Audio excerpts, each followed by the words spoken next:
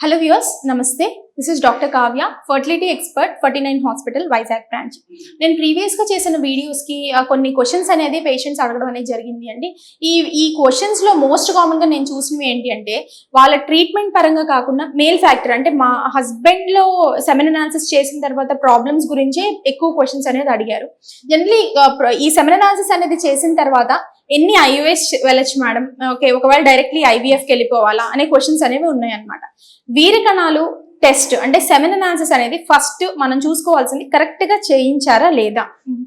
Correct గా చేయించిన తర్వాత ఒకవేళ అబ్నార్మల్ రిపోర్ట్ కానీ మనకు వచ్చినట్లయితే ఎప్పుడైనా సరే సింగిల్ రిపోర్ట్ ని బేస్ చేసుకుని మనం ట్రీట్మెంట్ చేయడం అనేది జరగదు. సెకండ్ రిపోర్ట్ మళ్ళీ చేయించుకోవాల్సి ఉంటుంది. ఈ రెండు రిపోర్ట్స్ ఆధారంగా వీరకణాల సంఖ్య, కదలిక, నార్మల్ ఫార్మ్స్ ని బట్టి ట్రీట్మెంట్ అనేది మగవాళ్ళని బట్టి ఆడవాళ్ళకు కూడా ఇవ్వడం అనేది జరుగుతుంది అనమాట ఫర్టిలిటీ ట్రీట్మెంట్స్ లో. సో జనరల్లీ ఏంటి అంటే నా దగ్గరకి రీసెంట్ గా విజయవాడ నుంచి నాకు ఒక పేషెంట్ అనేది రావడం అనేది జరిగింది. ఈ పర్టికులర్ పేషెంట్ కి వీరకణాల సంఖ్య చాలా తక్కువ అయినా సరే పేషెంట్ 7 ఐయుఐ సైకిల్స్ చేయించుకున్నారు. Okay, she already 29 years. ఇప్పటికే కంటిన్యూస్ గా 1.5 year నుంచి 7 సైకిల్స్ చేయించుకున్నారు.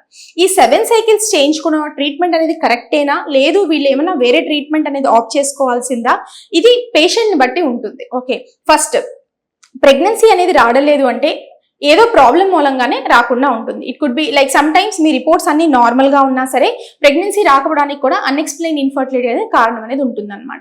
సో ఐయుఐ చేసేదే పేషెంట్స్ కి మేల్ ఫ్యాక్టర్, ఎవరికైతే వీరకణాల సంఖ్య పరంగాను కదలికల పరంగాను తక్కువ ఉంటాయో వాళ్ళకి ఇంట్రాయూటరైన్ ఇన్సెమినేషన్ అనేది చేయడం అనేది జరుగుతుంది అనమాట.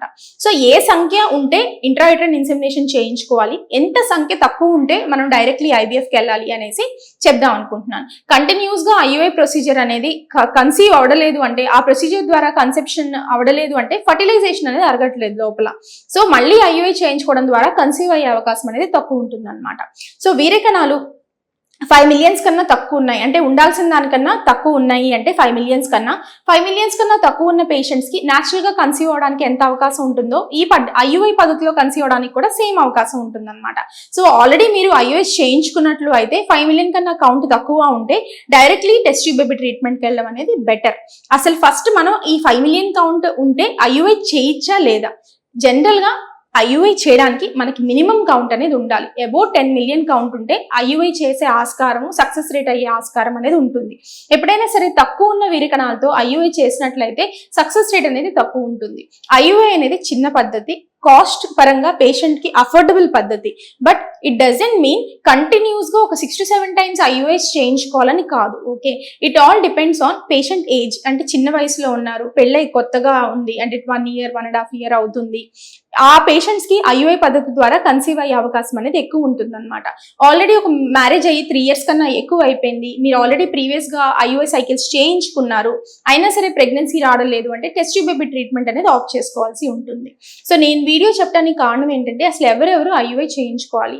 వీరకణాలు తక్కువ ఉండి more than 10 million ఉంటే ఐయుఐ పేషెంట్ చేయించుకోవచ్చు. చిన్న వయసులో ఉన్న వాళ్ళు, ఆడవాళ్ళకి ఎటువంటి ప్రాబ్లము లేదు అంటే పీసీఓడి పరంగా ఎటువంటి ప్రాబ్లము లేదు అంటే ఐయుఐస్ అనేవి ఈజీగా కన్సీవ్ అయ్యే అవకాశం ఉంటుంది. ఇన్ కేస్ పీసీఓడి పేషెంట్స్ ఆడవాళ్ళలో ఉంటే ఎక్కువ మనకి ఓవులేట్ అయిందా లేదా చూసుకోకుండా ఐయుఐస్ అనేవి పెరిఫెరీస్ లో జరుగుతూ ఉంటాయి. కానీ కంపల్సరీ ఎగ్ పగిలిందా లేదా అనేది చెక్ చేయించుకోవడం ద్వారా ఏంటి అంటే ఎందుకు ప్రెగ్నెన్సీ రావడలేదు అని తెలిసే ఆస్కారం అనేది ఎక్కువ ఉంటుంది అనమాట. So next unilateral tubal blockage, pregnancy రావడం లేదు అంటే ఆ పర్టికులర్ సైడ్ ఓవులేట్ అయిందా లేదా చూసుకుని ఆ పర్టికులర్ సైకిల్లో కూడా ఐయుఐ చేసుకోవడం అనేది జరగచ్చు. అసలు ఎవరెవరు ఐయుఐ చేసుకుంటే సక్సెస్ కాదు, 5 million కన్నా తక్కువ స్పర్మ్ కౌంట్ ఉన్నా సరే ఓవులేషన్ అనేది అవడం లేదు అంటే మనం మెడిసిన్స్ ఇచ్చినా ఇంజెక్షన్ ఇచ్చినా సరే ఆడవాళ్ళలో ఎగ్ అనేది రిలీజ్ అవడం లేదు, అలాంటి వాళ్ళకి ఐయుఐ చేసినా సరే సక్సెస్ అయ్యే అవకాశం తక్కువ ఉంటుంది. థర్డ్ ఫ్యాక్టర్, రెండు పక్కల ట్యూబల్ క్లోజ్ అయిపోయినాయి, ఐయుఐ చేస్తే కన్సీవ్ అయ్యే అవకాశం తక్కువ ఉంటుంది అనమాట. సో ఈ పర్టికులర్ ఫ్యాక్టర్స్ ఉన్న వాళ్ళు ఐయుఐ కన్నా బెటర్ ట్రీట్మెంట్ కి వెళ్ళడం అనేది మంచిది అనమాట.